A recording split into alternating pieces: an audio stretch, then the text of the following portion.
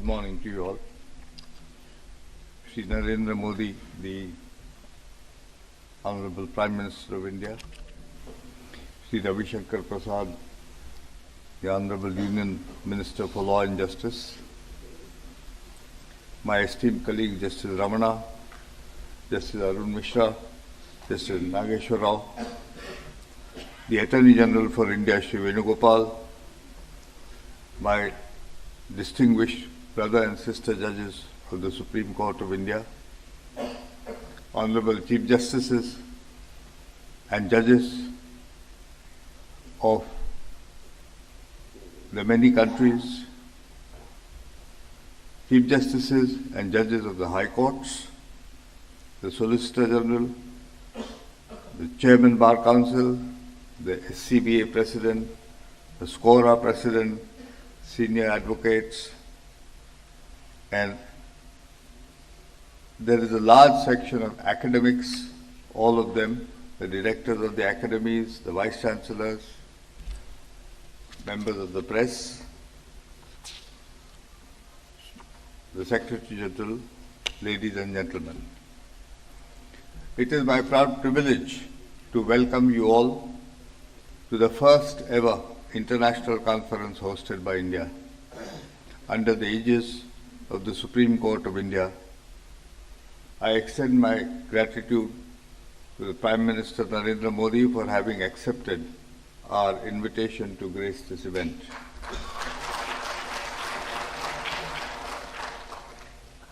I am delighted with the response that my brethren in robes have shown in attending this international dialogue about the judiciary and the changing world. Justice Bhandari from the International Court of Justice also found the time to be with us today. The zeitgeist of our times has been incredible technological development. The entire world today is interconnected like the World Wide Web itself, and a small change in one corner of the world can result in changes in different parts of the world. Judiciaries all over the world are dealing with this kind of change, what might be called a rights revolution, a technological revolution, and a demographic revolution. Our decisions no longer impact only those who live within our jurisdictions, but also those who live in other jurisdictions, some very far away.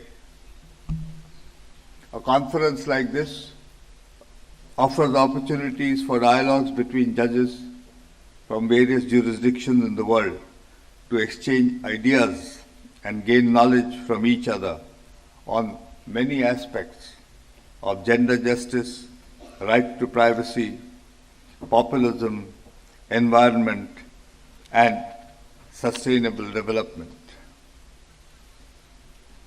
I won't go into the details of the subjects.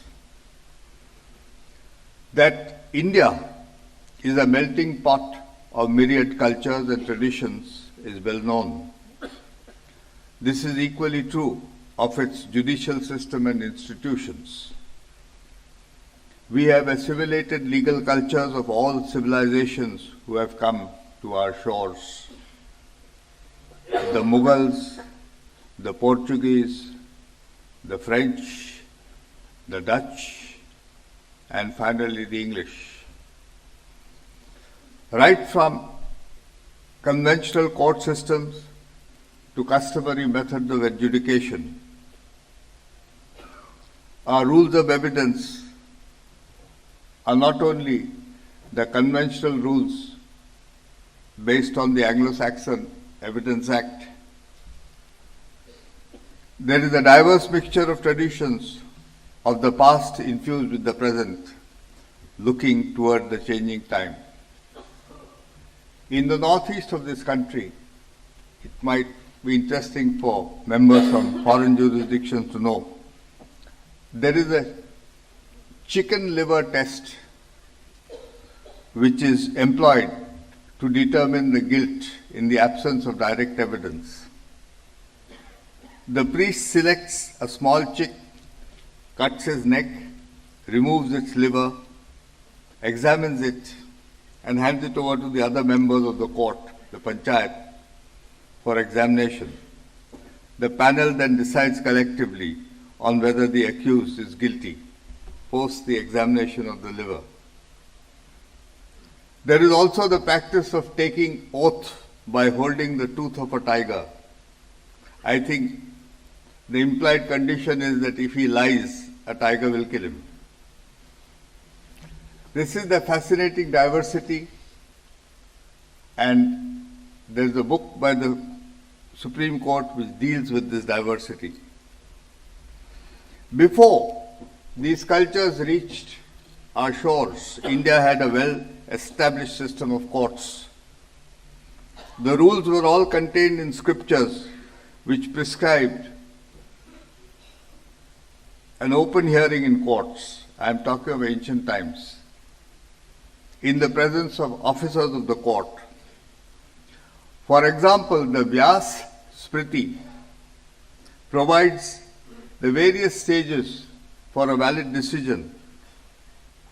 They are these: the plaint, the written statement, issues, evidence, its analysis, arguments of the lawyers, provisions of law, and finally, that the decision should be of the members of the bench. The last requirement is that the judgment should have a royal seal. It seems nothing has changed too much over the years. Interestingly, there is in the Smriti a definition of what definition should be.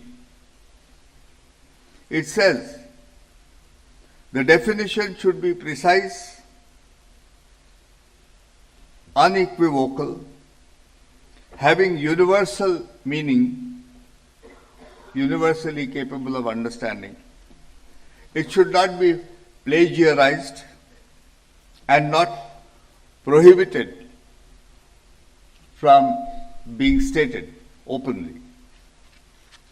I recall these ancient traditions only to emphasize that a well-structured judicial system is about 2000 years old in this country or more, and has always been at the bedrock of India's legal history.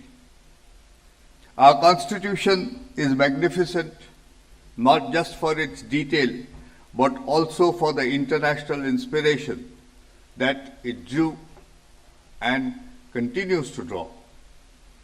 The Constitution makers embraced a famous saying from the Rig Veda, which is Ano Bhadraha Krutavo Yantu Vishwataha, which means let noble thoughts come to us from all universe. The founding fathers of this post-colonial country studied various models of the Constitution from all directions. There were former dominions of the British Empire, such as Ireland and Australia, where the British system of governance was adopted in the form of a constitution.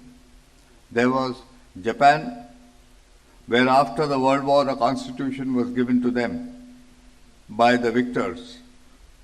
There was the United States of America, where individual rights formed the very basis of their constitution. There were many constitutions of France, most of which embodied the principle of justice, liberty, and equality. The Constitution of India therefore synthesized what is probably the perfect blend of all that came before it and tailored it to fit this country's diversity and thought. At the heart of the Constitution was the individual, and the rights of individual were recognized as fundamental. These rights have been beautifully balanced with demands of public order, morality, and health.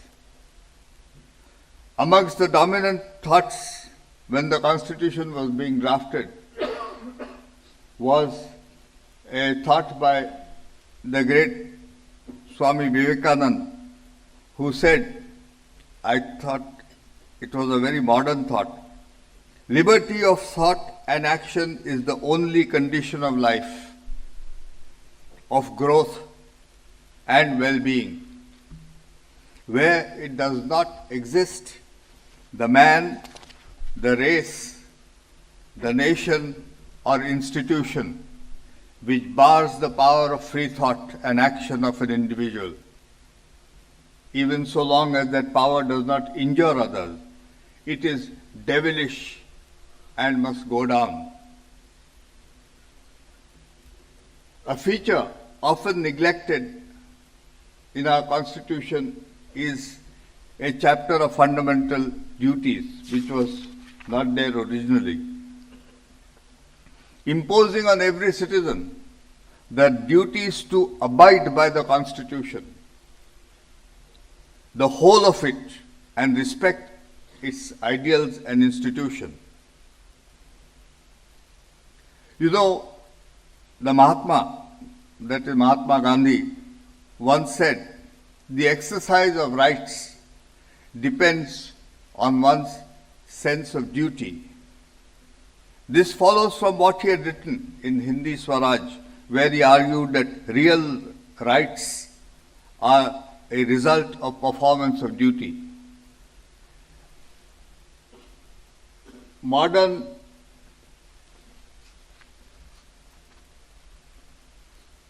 jurists might think that Gandhiji was obsessed with duties, but he thought that duties were all important. And there is a part where he said, a part of his talk where he says that if everybody performs his duty, all rights are taken care of. This is how he dealt with the duties of citizens. The Constitution also created a strong and independent judiciary which was separated from the executive and the legislature. We have strived at every turn, not just as an institution, but also as a citizenry, to keep these basic ideals intact. Probably the most fundamental feature of most constitutions is the idea of the rule of law. And that is certainly the motto of the Indian Supreme Court, which says, where there is adherence to law, there is victory. Yato dharmas tato jayaha. After we gave the Constitution to ourselves, it fell upon this judiciary to interpret it. The judiciary, right from 1950, looked for inspiration from across the globe to find creative solutions to constitutional problems. It is interesting that in the first important case on fundamental rights, A.K. Gopalan's case, the Supreme Court quoted law from the American, Japanese, Irish, Canadian, and English courts. Ever since, we have not shied away from looking for inspiration. Conferences such as these, in a sense, celebrate this universality and seek a better expression through the challenges that the judiciaries of the world face. Undoubtedly, the success of the rule of law in our country depends on how the judiciaries respond to such challenges and how they emerge from these challenges. I do hope that at the end of the conference, all of us would be benefited by learning from each other and have a clearer definition of the roles of the judiciary in the changing world. In this spirit, I warmly welcome you all to this conference. Thank you. Jai Hind.